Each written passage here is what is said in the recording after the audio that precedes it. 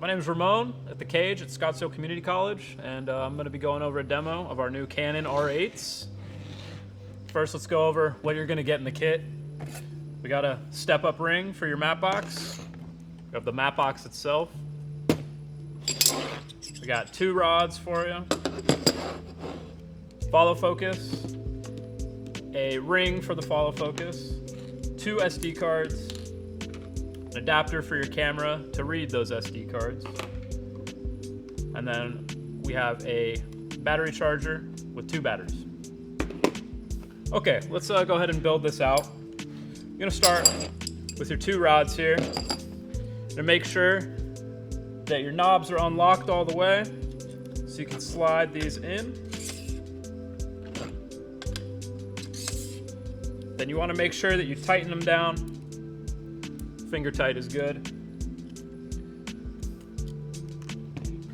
All right, now we're gonna go ahead and build this out. I already put the rods in. We're gonna take your follow focus first. We're gonna place it on the rods, and it kind of snaps on. You'll feel it snap in there, and then you can slide it back just like that.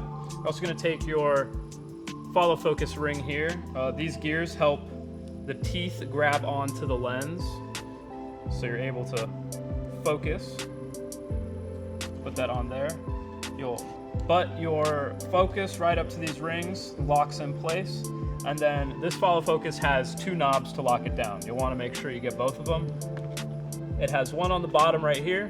Go ahead and tighten this guy down. That prevents it from sliding off the rails. And then this one as well. Go ahead and tighten that down. Now your follow focus is on and able to spin your focus gear. Next, we're gonna put the matte box on. You're gonna take your step-up ring and you're gonna screw it onto the front of your lens. Sometimes it's a little tricky to find the threads. You'll feel it, and nice and hand tight there. Now you're gonna take your matte box and you're gonna unlock it with this gray knob right here. Take it, place it on the front of your camera on that step-up ring. Tighten it back down. Make sure this is tight because you do not want this slipping off. And you have this knob here. This knob is to raise your eyebrow. You can flip this up and then tighten this down so your eyebrow stays up. And then that's pretty much all for the accoutrements on the front of the camera. You got your follow focus, your matte box, you can put your filters in here. Next, we're gonna put in the media. The R8 kit comes with 228 gigabyte SD cards. Take one out.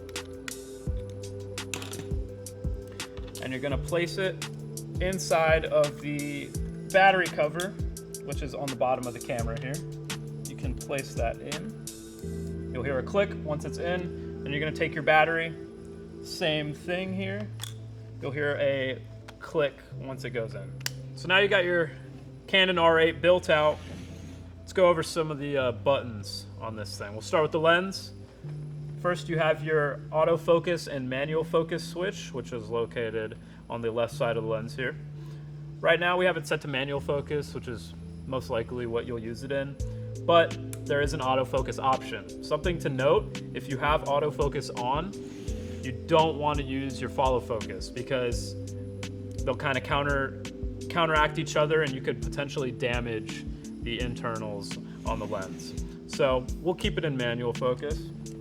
We also have image stabilization located on the lens. A lot of the times you want to keep this off, especially if you're locked off on a tripod. You might get some weird warping and stuff, but if you're running it handheld, you can definitely keep it on and it won't be a problem. So for the rest of the buttons on the back of the camera, these are going to be your important ones. You have a wheel here which toggles between video and photo mode. Obviously we're going to keep that in video mode. You also have your menu button. This is going to toggle your menu on and off. This wheel right here is a lot of your presets. For this and for most classes here, you're going to keep that in manual. You also have your power switch. Right now we have it switched on, but obviously there's an off button, as well as a lock button. Lock will lock up your whole camera, so you're not going to be able to use it. So you want to keep that on. Next, you have your record button, and then you have your shutter adjustment button. That is this wheel right here on the front. This is going to change your shutter speed. You have another wheel that's attached to your on and off toggle. This is going to change your f-stops. And then this button right here is mostly for photography, but it will also help you toggle back into your menu if you need to use it that way. We also have the zoom functionality here, so you can set your focus easier. You press it, then you can select with the D-pad where you want to zoom in, and then pressing the info button will actually show the zoom in so that you can now set your focus easy and make sure it's all good. Next, you have your autofocus on button. This is just a quick toggle button that Canon provides you to toggle your autofocus on and off, easy from the camera. And then we have our playback button. This is so you can see things that you've previously shot, make sure everything's good. And then the delete button right next to it. Be careful with that one. You don't want to accidentally bump that guy. All right, we got some ports on the side of this camera. We have a remote port. This is going to help you use a remote to your camera. We don't provide you with one, but if you have your own, you can bring it in. We have a microphone port, just a standard 3.5 jack, as well as the headphone jack.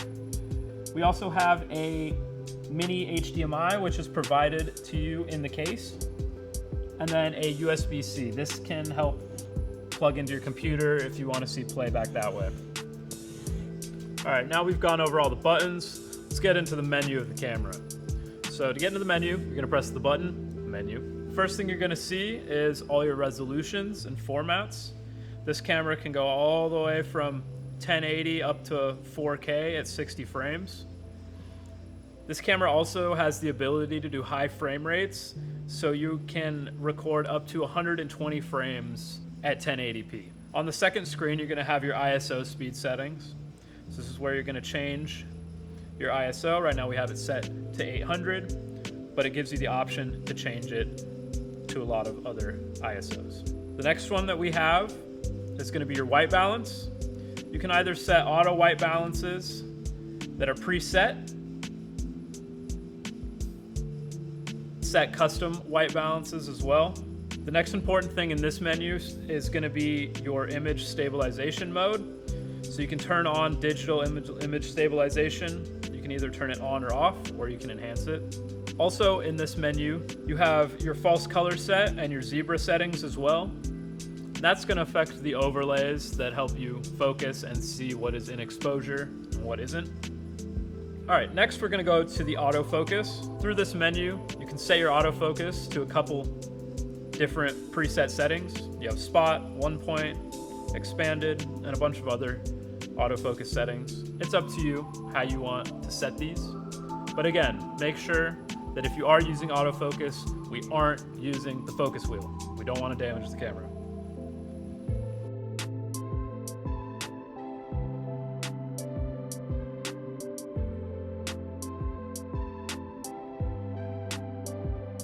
Next, we have all of our playback options. We can protect images, erase images, create stills, all that through this menu system. If you are shooting in RAW, you can adjust the settings in here, but we're not going to go into that. Now, this menu system is if you're going to connect it to a smartphone or a laptop. Probably won't be doing much of that, but that is here. The last menu system here is going to be where you're going to format your cards. So that's going to be in here. You can format that. Also, you can set your date, time, all that stuff. You're also going to get volume settings, so this is going to help you adjust the volume of your headphone out. Another important thing that I want to mention is the power saving.